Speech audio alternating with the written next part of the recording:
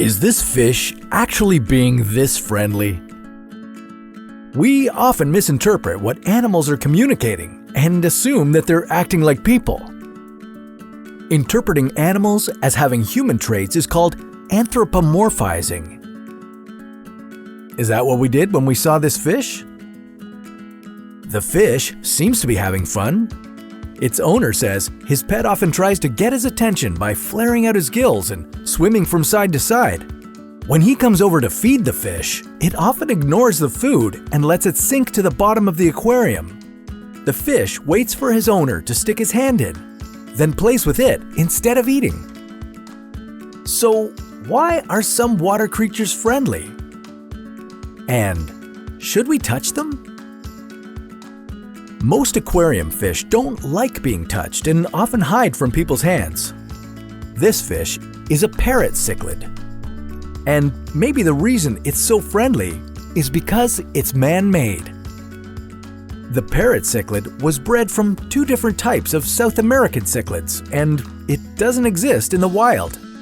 While this pet owner and his fish seem to enjoy a harmless interaction that includes touching, biologists don't recommend touching fish. And there are several reasons for this.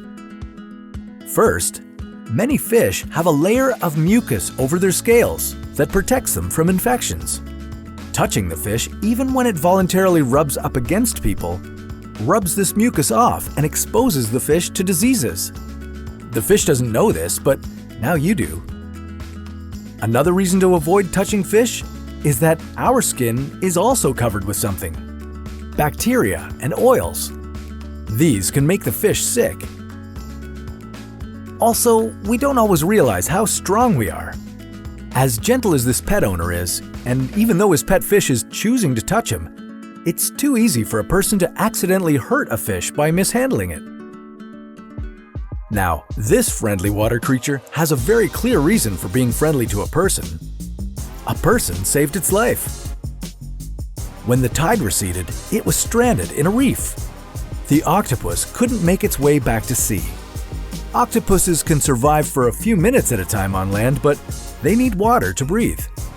If an octopus ends up on a dry surface in the sun, it won't survive for very long. Some octopus species that live near shore are known to drag themselves out onto land. They do it to find food like snails and shellfish that get washed up on shore. Octopuses prefer to go from one pool of water left by an outgoing tide to another pool. That way, they only have to get out of the water briefly, so they stay wet. Ideally, the pools of water keep the octopus wet all day.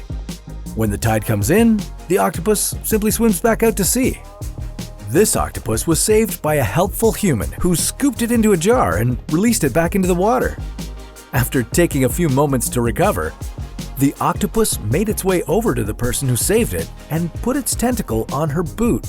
It kept its tentacle there for several minutes in a seemingly clear gesture of thanks before swimming away.